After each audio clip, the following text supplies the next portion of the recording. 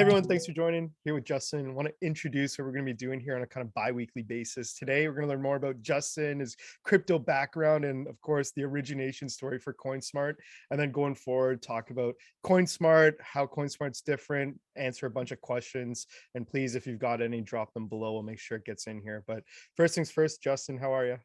I'm doing well. Thanks for having me, Jason. Always a fun time when you and I get on a phone call here. Hey, you've been public for coming up on almost a month. It must be exciting times, busy times, I'm sure, but Exciting's one word for it. I got a few others, but we'll save those for later. All Lots, right, I'll ask you that lots of question in fun. another month. Yeah, lots of fun, lots of incoming inquiries, lots of good stuff happening, and really excited. Yeah, no, awesome. Well, here, let's jump into it. Usually like to start, kind of earlier career. What that means for you, you can tell me, pick wherever you want. Tell me a little bit about your background. I don't want to take 3 or 4 hours of everyone's time here. I'll save that for a book later on, maybe. But let me start with kind of the genesis story of how we got to where we are with CoinSmart today. I think that's a good first place to start. So myself and my two co-founders, we've known each other since we're 6 years old. We went to camp with each other as kids, and we've had 4 exits in the tech space previously. So we know how to do this. We've done it before. We're very different individuals with different skill sets, but together we make a really, really good team. And we are a founder-led team here at the company. And I think that's really important to what's going on. But in 2017, my wife looked at me and said, Justin, you don't spend any time with your friends. All you do is work. You don't spend time with me and you have no hobbies. Let's start with a hobby. That might be the easiest thing to do. And, I looked at her like, what, want me to go play the guitar, go mountain biking? What is it that you want me to be doing? And she reminded me that I was working for my own startup and I was making $55,000 a year doing that. And she'll probably find a hobby that made some money so she can live the life that she wanted to live, or we wanted to live. Luckily, the 4 exits beforehand kept us going. But yes, I wanted to find something. And we got into crypto really early on, 2010, 2011. We had a client who wanted to pay us in crypto, didn't really understand what it was. We said sure at that time. They owed us $5,000 and Bitcoin was at $1 at that time. And they gave us 5,000 Bitcoin. I see the email where he said they were sent and I said, yeah, got them. Have no idea where that is or how that is, but we'll maybe one day find them. But if not, oh well, it's a lesson learned. Not a good lesson, but a lesson learned. And we heard about crypto coming back up. This is early 2017. And like any good partner does, if I see an investment, I go and talk to my co-founder and say, if I'm taking the risk, you should probably take the risk with me. So I made them buy some more at that time. I think I bought it a few weeks early. I got really excited about it. And they started buying it. And the market was just starting to explode in 2017, as everyone knows. It was really easy to be making money with it. It got really interesting what was going on. And I was down in my family home in Florida, actually, around the holiday season. And I made this big trade and it went really well for me. And got excited, threw my computer in the air. Bad idea. Worst idea was threw my wife in the pool. She has curly hair that's usually straight. Not a good idea. I got yelled at. But everyone wanted to know, why are you so happy? What's going on, Justin? And I just mentioned cryptocurrency and all the people around the pool, high net worth individuals, willing to invest money and try things out, just had no idea. It was way over their head. And so I said, let's have a lunch and learn. Sat down, an hour turned into a day, turned into 4 days. Couldn't get someone on an exchange, couldn't figure out how to get money to them, get them registered. And I knew there had to be a better way. And everything I've done in my career is how do we reduce the amount of clicks, the amount of friction, and bring the big boy tools to the everyday individual. So right then and there, set out on a mission and had nothing besides this mission and idea, which was 3 words: making cryptocurrency accessible. And that's everything that we do today and every decision that we make and every product that we offer is to ensure ease of use, trust, and the best customer service and success they possibly can have moving forward. So I made a few phone calls around that same pool, raised $1.5 million at a $5 million valuation. We weren't even incorporated. We had nothing at that point. And it was all reliant on us getting a bank account. That was January 2018. By March, we got a bank account. And the rest is history. Been growing ever since. So that's my long story, but an interesting one nonetheless. Yeah, crazy. I love the passion of being so excited your wife ends up in the pool. Yeah. But love it. I gotta ask. So it's you and a few other co-founders, of course. You've been together since your early childhood. How did you get lucky enough to be the CEO? I don't know if it's lucky or they just want to put all the risk on my shoulders. Also, I think personality, being out there in the public, having the conversations. I'm really passionate about networking and building business and finding ways that we all grow together, whether it's us at our company, the people within it, or outside partners that we work with. Rising tides rise all ships, and that's a really important piece to me. So just naturally the fit and the role that I went into, and quite frankly, I'm just not really good at in the weed stuff. I'm a vision person, I'm a salesperson, and I really understand how to build that.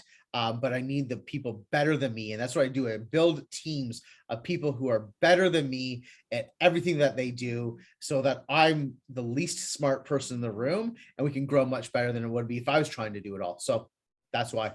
Love it. Well, the passion bleeds through, so it makes a lot of sense. Some more just kind of background questions for you. Can you talk about these previous kind of tech exits? I know it probably gives people a lot of kind of understanding of where you come from and why you're the Yeah. right guy for the job. Yeah, absolutely. Again, long story. I will keep them very short. We'll keep for another time. Crazy stories I've had in my past, but um, the easiest form and the way to think about this is we got involved and we like to be emerging markets. Social media came out 2004. That's when we actually started in business. MySpace came out. We were the guys behind the scenes creating for everybody on the MySpace platform. 90% of people came to our websites to get the background pictures, music players before they had them, video players, visitor maps. So we created all the items to help you customize in the easiest way your MySpace profile. And we were lucky it grew really quickly from 0 people to 1 million visitors in the first 30 days. 90 days after that, we sold our first company, which did this. And then what we did, instead of going out and spending it on cool stuff as young guys, looking back, we made the right move, which is good, which is we bought our competitors who were coming up behind us.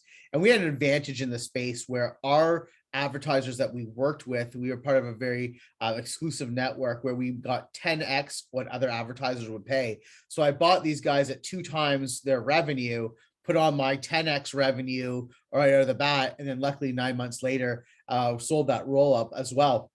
So there's 2 exits in our first year of being in partners together, real partners together in business with these guys. And then we went on from there. We really pioneered the online brokerage business.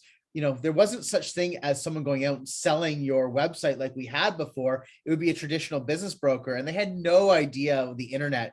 So when we used one to sell, it ended up me paying huge amounts of money to this individual or this company, and they really didn't know or do anything, and I was doing it all. So serendipitously, my skill set was I like selling. I knew about this.